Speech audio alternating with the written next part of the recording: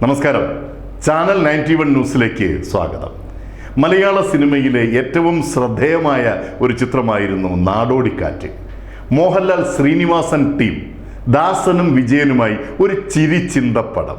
മലയാളത്തിൻ്റെ പ്രിയ നടൻ മാമുക്കോയ ഗഫൂർക്കയായി ദാസനെയും വിജയനെയും ബാർജിൽ കയറ്റി ദുബായ് കടപ്പുറം എന്ന് പറഞ്ഞുകൊണ്ട് ഇറക്കുന്നത് മദ്രാസിലാണ്.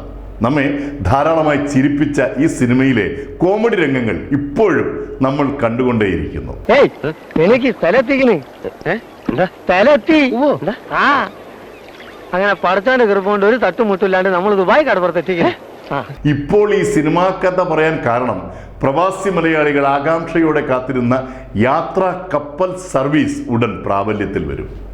4 പ്രമുഖ കപ്പൽ കമ്പനികൾ ഇതിനായി മുന്നോട്ട് വന്നു കഴിഞ്ഞു.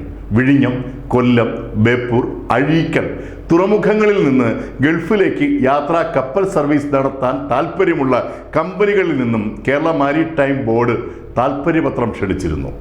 ഏപ്രിൽ 22 വരെ അപേക്ഷകൾ നൽകുവാനുള്ള സമയമുണ്ട്. എന്നതുകൊണ്ട് തന്നെ ഇനിയും കൂടുതൽ കമ്പനികൾ കപ്പൽ സർവീസ് നടത്തുവാൻ തയ്യാറായി മുന്നോട്ട് വരും എന്നതാണ് നമ്മുടെയൊക്കെ ശുഭ പ്രതീക്ഷ.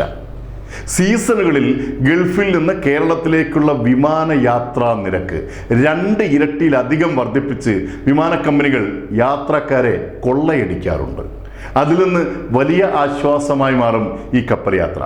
വിമാനയാത്രയുടെ പകുതി ചാർജ് പോലും ആവശ്യമില്ലാത്ത കപ്പൽ യാത്രയ്ക്കായി അധികം ദിവസങ്ങൾ വേണ്ടിവരുമെങ്കിലും കപ്പൽ യാത്രയിൽ വിമാനയാത്രയേക്കാൾ കൂടുതൽ സാധനങ്ങൾ അല്ലെങ്കിൽ ചരക്ക് കൊണ്ടുവരുവാൻ കഴിയും എന്നത് വലിയൊരു നേട്ടമാണ്.